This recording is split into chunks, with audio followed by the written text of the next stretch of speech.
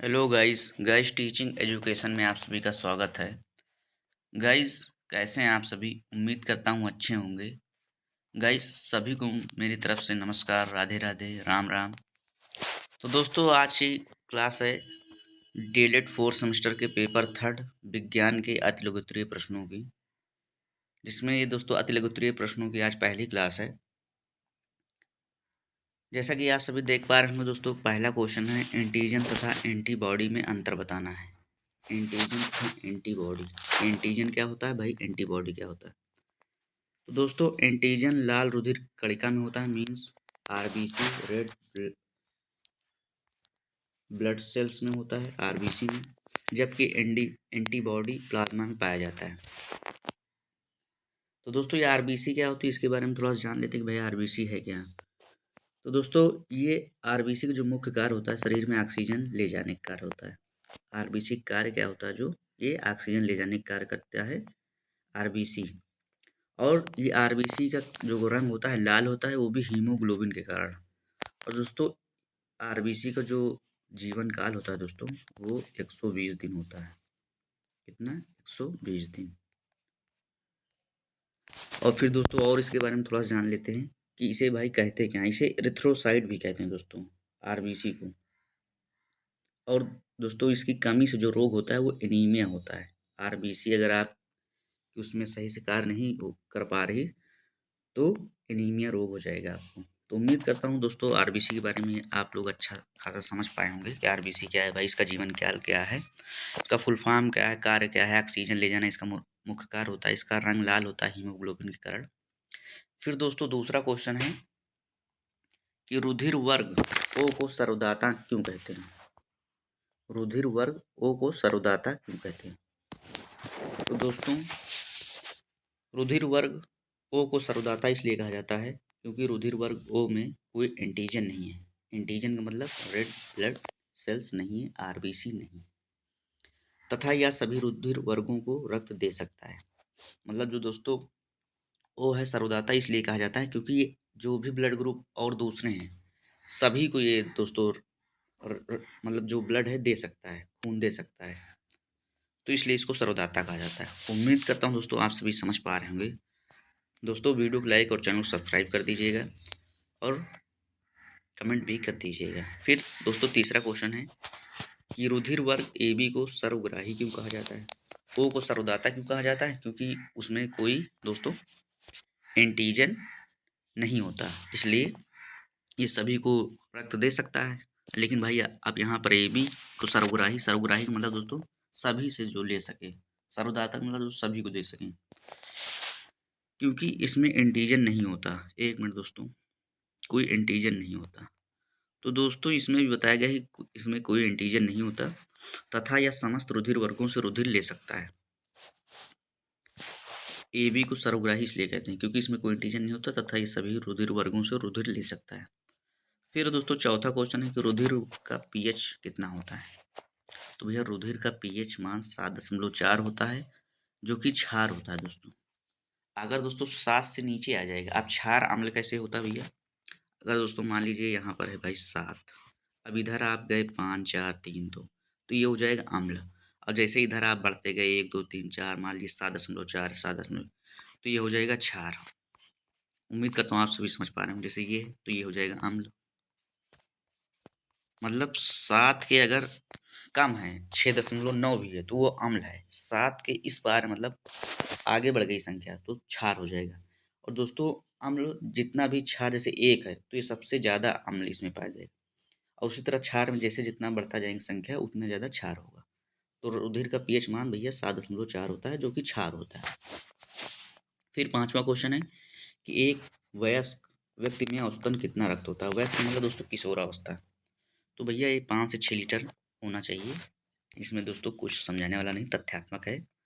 फिर दोस्तों, छठवां नंबर क्वेश्चन है कि उत्कृष्ट धातुओं के नाम बताइए। उत्कृष्ट, उत्कृष्ट का मतलब जो होता है दोस्तों अच्छा होता है।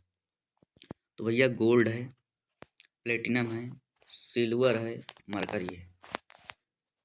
दोस्तों, इनके बारे में थोड़ा सा जान लेते हैं क्योंकि आपके उसमें ये भी पूछा गया है दोस्तों कि गोल्ड का संकेतक क्या है, किससे इसको डिनोट किया जाता है, प्लेटिनम का किससे डिनोट किया जाता है, सिल्वर तो भैया गोल्ड को जिससे डिनोट करते हैं दोस्तों वो है Au। इसको दोस्तों आर्गन मत पढ़िएगा कि आर्गन नहीं है, ये Au को गोल्ड कहते हैं। दोस्तों प्लेटिनम का जो हो जाएगा ये हो जाएगा Pt। ये सब दोस्तों धातु हैं। सिल्वर का चांदी, चांदी का मतलब दोस्तों हो जाएगा क्या भैया Ag। फिर दोस्तों मरकरी है, मरकरी दोस्तों Hg कहते हैं इसको। मरकरी को किससे डिनोट करते हैं Hg। और दोस्तों इसे पारा भी कहते हैं मरकरी को ही। और ये दोस्तों द्रव अवस्था में मतलब रहता है और ये कुचालक धातु है। अगर आपसे कभी पूछा जाए कि कौन सी ऐसी धातु कुचालक है तो वो हो जाएगी मरकरी, क्योंकि अन्य जो धातुएं होती हैं वो दोस्तों सुचालक होती हैं। ये चीज़ ध्यान दीजिए। फिर दोस्तों अगला क्वेश्चन है कि धातु में सबसे अधातुवर्ध कौन सा है दोस्तों। अब अधातुवर्ध का मतलब आप जान लीजिए पहले भैया क्या होता है। अधातुवर्ध का मतलब होता है ऐसे पदार्थ जिनको पीट कर किसी अन्य आकृति में बदला जा सके या कोई रूप दिया जा सके, तो अधातुवर्ध कहते हैं दोस्तों। अब इसमें भैया सबसे सबसे ज़्यादा पूछा गया, यहाँ पर लिखा है सबसे ज़्यादा, तो भैया सोना हो जाएगा। इसको बहुत ज़्यादा मतलब थोड़े से सोने में एक बहुत लंबा तार बनाया जा सकता है पतला। फिर हो जाएगी दोस्तों चांदी। ये सब धातु हैं दोस्तों, सोना चांदी है, मैग्नीशियम है, लोहा है, पोटेशियम है, सोडियम है, एल्यूमिनियम है, कैल्शियम है। ये सब दोस्तों धातु हैं। और जो दोस्तों सबसे कठोर धातु है वो है टंगस्टन। इसको W से डिनोट करते हैं। टंगस्टन सबसे कठोर धातु है दोस्तों। और सबसे चमकीला धातु दोस्तों प्लेटिनम है। इसको सफ़ेद सोना भी कहा जाता है। प्लेटिनम सबसे चमकीला धातु है और इसको सफ़ेद सोना भी कहा जाता है, क्योंकि दोस्तों आपके उसमें धातु अधातु से काफ़ी क्वेश्चन देखने को मिले हैं दोस्तों। फिर 8वां क्वेश्चन है कौन कौन धातु विद्युत धारक सर्वाधिक चालक हैं दोस्तों। देखिए भी तो ये सर्वाधिक में चांदी हो जाएगा। सबसे जानते हैं दोस्तों हमेशा कि चांदी सबसे ज़्यादा विद्युत की सुचालक धातु होती है। और फिर उसके बाद होता है तांबा। तांबा को जिससे डिनोट करते हैं दोस्तों Cu। Ag को चांदी से मैंने बताया दोस्तों यहाँ पर। भैया सिल्वर को जैसे चांदी की इंग्लिश सिल्वर, तो सिल्वर को मैंने बताया दोस्तों Ag। सोना है भैया Au। फिर प्लेटिनम है भैया Pt। मरकरी है Hg। मरकरी को ही पारा कहते हैं। और प्लेटिनम क्या है सबसे चमकीला धातु है, सफ़ेद सोना भी कहते हैं। उम्मीद करता हूँ दोस्तों आप सभी समझ पा रहे होंगे। मैं ज़्यादा से ज़्यादा एक्सप्लेन करते हुए चल रहा हूँ ताकि उनसे संबंधित क्वेश्चन भी आपके उसमें आए तो आप उसे आसानी से कर ले जाएँ। वरना सेम टू सेम केवल उत्तर ही पढ़ देना तो आपके पास इजी नोट्स होगी ही सीरीज, तो उससे ही कोई मतलब नहीं दोस्तों। फिर 9वां क्वेश्चन है कि भैया मतदान के समय अमिट, अमिट का मतलब वो दोस्तों जो मिटती नहीं, अमिट स्याही जो हाथ की उंगलियों पर लगी होती है उसका नाम क्या है भैया। तो दोस्तों जो स्याही उस वक्त लगाई जाती है भैया वो तो सिल्वर नाइट्रेट है दोस्तों। अब दोस्तों इसका सूत्र क्या होता है भाई सिल्वर नाइट्रेट का। तो दोस्तों इसका जो सूत्र होता है वो होता है AgNO3। सिल्वर नाइट्रेट का सूत्र है AgNO3। और दोस्तों ये मतदान के समय प्रयोग किया जाता है। और दोस्तों इसका काम क्या होता है, ये मिटती नहीं जल्दी से, मतलब बहुत दिन तक टिकी रहती है। तो ये दोस्तों अब और कुछ चीज़ों के बारे में जान लेते हैं भाई, कि जैसे नेक्स्ट स्लाइड चलते हैं दोस्तों। नेक्स्ट स्लाइड पे देखते हैं भाई Ag जैसे सिल्वर ब्रोमाइड है, सिल्वर ब्रोमाइड को दोस्तों AgBr सूत्र है दोस्तों। सिल्वर ब्रोमाइड का जो काम है वो दोस्तों फोटोग्राफी में है, फोटोग्राफी में। ऐसे पूछा जा सकता है जैसे आपके उसमें क्वेश्चन आए कि भाई सिल्वर नाइट्रेट का काम है, मतलब अमिट स्याही जो लगाई जाती है वो क्या है, तो सिल्वर नाइट्रेट हो गया। तो फोटोग्राफी में क्या यूज़ किया जाता है, तो सिल्वर ब्रोमाइड AgBr। अब दोस्तों जैसे भाई कृत्रिम वर्षा में किसका प्रयोग किया जाता है, तो सिल्वर आयोडाइड दोस्तों। सिल्वर आयोडाइड का कृत्रिम वर्षा के लिए प्रयोग किया जाता है दोस्तों। सिल्वर आयोडाइड का दोस्तों किसके लिए प्रयोग किया जाता है, कृत्रिम वर्षा के लिए, सिल्वर आयोडाइड। उम्मीद करता हूँ दोस्तों आप सभी समझ पा रहे होंगे। फिर दोस्तों इसमें अगला क्वेश्चन है कि भाई धातु किसे कहते हैं। तो दोस्तों आज थोड़ा सा धातु के बारे में आपको मैं बता भी दूंगा कि धातु क्या है, कौन कौन सी धातु हैं, मुख्यतः इनके गुण क्या है, विशेषताएं क्या हैं। तो धातु किसे कहते हैं, ऐसे तत्व जो इलेक्ट्रॉन को त्याग कर धनायन प्रदान करते हैं वे धातु कहलाते हैं। कुछ धातुओं के नाम भी जान लीजिए दोस्तों। हालांकि अभी तक जितने भी हम देख रहे हैं पढ़ते आ रहे हैं सब धातु ही हैं दोस्तों। तो भाई धातु कौन कौन सी है, जैसे मैग्नीशियम है धातु है, Fe लोहा है धातु है, सोडियम धातु है, पोटेशियम धातु है। अब लेकिन यहाँ पर एक विशेषता होती है दोस्तों सोडियम पोटेशियम की। जैसे सोडियम को Na से डिनोट करते हैं और पोटेशियम को K से। तो इनकी एक दोस्तों विशेषता ये है कि इनको मिट्टी के तेल में रखा जाएगा। मिट्टी के तेल में नहीं रखा जाएगा तो दोस्तों इनमें आग पकड़ लेती है। सोडियम पोटेशियम को ऐसे रख दिया तो आपने, या केरोसिन का तेल भी बोलते हैं दोस्तों। तो इनकी ये विशेषता है। जैसे एल्यूमिनियम है, कैल्शियम, कॉपर, तांबा, जिंक है दोस्तों, ये सभी धातु हैं। अब लेकिन जैसे कुछ धातु की विशेषता जान ली। जैसे पीबी लेड है, लेड शीशा। अब इसकी क्या विशेषता है भाई कि कुचालक होती है। जो पीबी दोस्तों लेड है शीशा, इसकी ये विशेषता है कुचालक होती है दोस्तों। और ये बताया गया कि भाई ज़्यादातर धातुएं सुचालक होती हैं। जैसे दोस्तों ओस्मियम है, ओस्मियम, इसका जो प्रतीक है दोस्तों OS है। ये सबसे भारी धातु है दोस्तों। लिथियम है दोस्तों, लिथियम है, ये तो बताया ही गया दोस्तों आप, उसमें सबसे हल्की धातु, मुलायम भी है दोस्तों सबसे। सोना है दोस्तों, चांदी है, सर्वाधिक तन्यता का गुण, मतलब इनको किसी भी आकृति में बदला जा सकता है दोस्तों।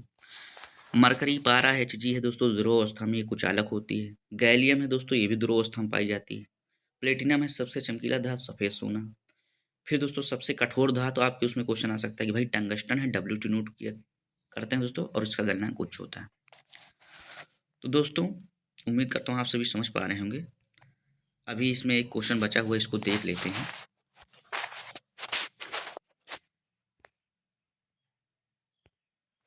कि 11 नंबर है, सबसे कम घनत्व, सबसे हल्का एवं सबसे प्रबल। प्रबल का होता है दोस्तों मतलब सबसे मजबूत। प्रबल का मतलब मजबूत, दुर्बल का मतलब कमजोर।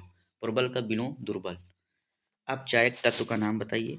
तो भैया लिथियम हो गया, और इसको किस प्रतीक, इसका प्रतीक क्या है, Li। और इसकी विशेषता भाई सबसे कम घनत्व, सबसे हल्का एवं सबसे प्रबल। प्रबल का मतलब सबसे मजबूत, या दोस्तों सबसे ज़्यादा, ऐसे आम भाषा में बता रहे हैं दोस्तों, शक्तिशाली बोल सकते हैं। ये अपचायक है दोस्तों लिथियम। सबसे हल्की, मुलायम भी है दोस्तों, मुलायम। फिर नेक्स्ट स्लाइड चलते हैं दोस्तों। ये तो दोस्तों मैंने बता दिया कि सिल्वर ब्रोमाइड का उपयोग फोटोग्राफी में किया जाता है भाई, सिल्वर आयोडाइड का प्रयोग कृत्रिम वर्षण किया जाता है दोस्तों। फिर है दोस्तों 12 नंबर है, सबसे प्रबल अपचायक तत्व का नाम बताइए। तो दोस्तों सबसे प्रबल अपचायक तत्व जो भैया फ्लोरीन है, फ्लोरीन। इसको किसे डिनोट करते हैं दोस्तों, F लिखा हुआ है दोस्तों, सबसे प्रबल अपचायक तत्व। और ये दोस्तों इसको जान लीजिए कि ये भैया क्या है, अधातु है, अधातु। फ्लोरीन जो है दोस्तों ये अधातु होती है, सबसे प्रबल है फ्लोरीन।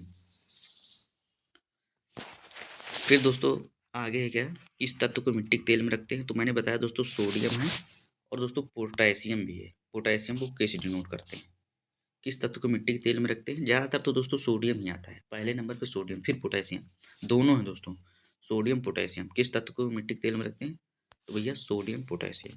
उम्मीद करता हूँ आप सभी समझ पा रहे होंगे दोस्तों। फिर 14 नंबर क्वेश्चन है कि किस तत्व की विद्युत ऋणात्मकता सबसे अधिक होती है। तो भैया इसकी विद्युत ऋणात्मकता भी सबसे अधिक होती है किसकी, फ्लोरीन की। और ये क्या है, अधातु है, फ्लोरीन अधातु है दोस्तों। सबसे प्रबल अपचायक तत्व कौन सा है, फ्लोरीन है, F से डिनोट करते हैं। किसकी विद्युत ऋणात्मकता सबसे अधिक होती है भैया, तो फ्लोरीन है दोस्तों, और ये अधातु है दोस्तों।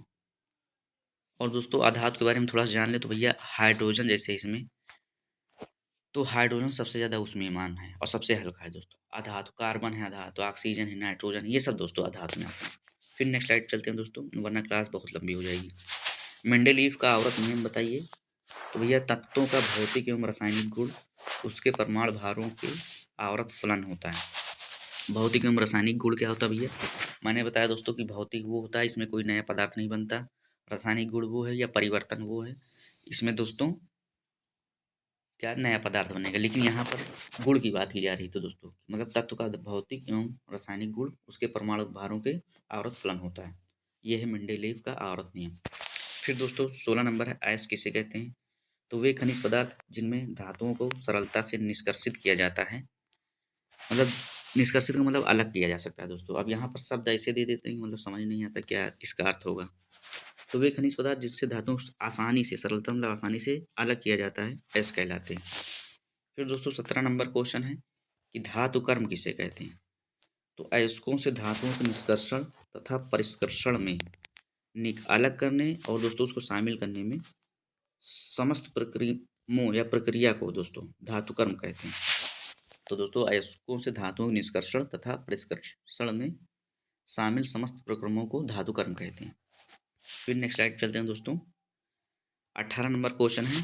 अब ये भी दोस्तों धातु है। यूरेनियम धातु का निष्कर्षण मुख्यतः किस अयस्क से किया जाता है? तो किस अयस्क से किया जाता है भैया? Pitch blend. पिच ब्लेंड दोस्तों इसको रट लीजिए, याद कर लीजिए। अब इसमें कुछ समझाने वाला विशेष है नहीं, क्योंकि इसको याद ही करना पड़ेगा भाई कि यूरेनियम धातु का निष्कर्षण किस अयस्क से किया जाता है मुख्यतः, विशेष तौर पे, तो भाई पिच ब्लेंड हो जाएगा। फिर 19 नंबर क्वेश्चन है दोस्तों कि तांबा के दो अयस्कों के नाम बताइए। तो तांबा के दोस्तों कापर को ही तांबा कहते हैं, और ये दोस्तों धातु है, आप सभी जानते होंगे दोस्तों। कापर धातु है, इसको Cu से डिनोट किया जाता है।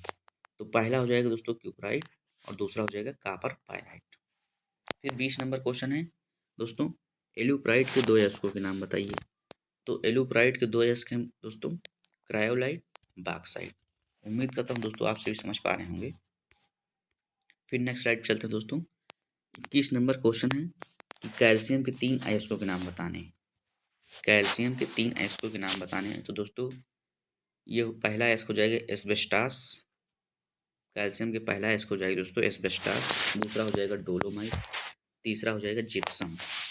कौन कौन से अयस्क हैं दोस्तों कैल्शियम के? Asbestos, dolomite, gypsum. फिर दोस्तों 22 नंबर क्वेश्चन है कि भाई हार्न सिल्वर किसे कहते हैं? तो हार्न सिल्वर सिल्वर क्लोराइड को कहते हैं। अब सिल्वर क्लोराइड दोस्तों जैसे है तो AgCl हो जाएगी दोस्तों।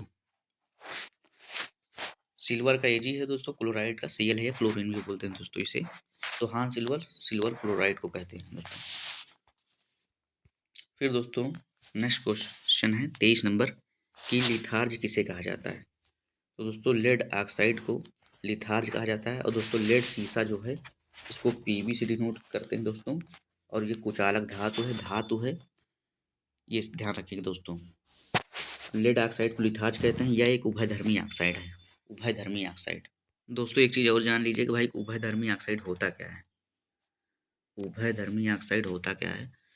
तो दोस्तों ऐसे में आमतौर पर जैसे इसकी जो परिभाषा है वो बता देता हूँ कि ऐसे धातु ऑक्साइड जो अम्ल तथा क्षार दोनों से अभिक्रिया करके लवण तथा जल प्रदान करते हैं उभयधर्मी ऑक्साइड कहलाते हैं। ऐसे धातु ऑक्साइड जो अम्ल तथा क्षार दोनों से अभिक्रिया कर लेते हैं और फिर लवण तथा जल बनाते हैं, तो ये उभयधर्मी ऑक्साइड कहलाते हैं। ये परिभाषा है दोस्तों इसकी। फिर 24 नंबर है कि भाई सबसे भारी धातु का नाम बताइए। देखिए क्वेश्चन मिल गया, तो भैया सबसे भारी धातु हो जाएगी ओस्मियम। फिर दोस्तों सबसे कठोर धातु है प्लेटिनम। प्लेटिनम सबसे कठोर धातु और दोस्तों सबसे चमकीली धातु भी होगी प्लेटिनम। और सब सफ़ेद सोना भी कहते हैं दोस्तों इसको, सफ़ेद सोना भैया, वाइट गोल्ड।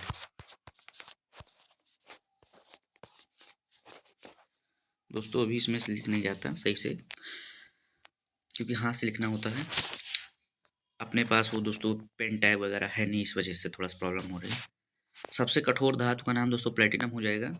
और ये सबसे चमकीली धातु भी है, इसे सफ़ेद सोना भी कहते हैं। अब दोस्तों आप लोगों के लिए ये क्वेश्चन मैंने रखा है, आप लोग उसे कमेंट में ज़रूर आंसर दीजिएगा, कमेंट बॉक्स में, कि भाई विद्युत धारा की मात्रा क्या होता है? कूलाम होता है, सेकंड होता है, एम्पियर होता है, वोल्ट होता है? कौन सा होता है दोस्तों विद्युत धारा की मात्रक? आप लोग कमेंट में ज़रूर अपना आंसर दीजिएगा। उम्मीद करता हूँ दोस्तों आप सभी को क्लास पसंद आई होगी दोस्तों। वीडियो को ज़्यादा से ज़्यादा शेयर कर दीजिएगा, अपने फ्रेंड्स जो ग्रुप्स हों उनमें शेयर कर दीजिएगा, और आप सभी अपना ख्याल रखिएगा। थैंक यू दोस्तों, हम सभी नेक्स्ट क्लास में मिलते हैं। सभी को राधे राधे, नमस्कार, राम राम।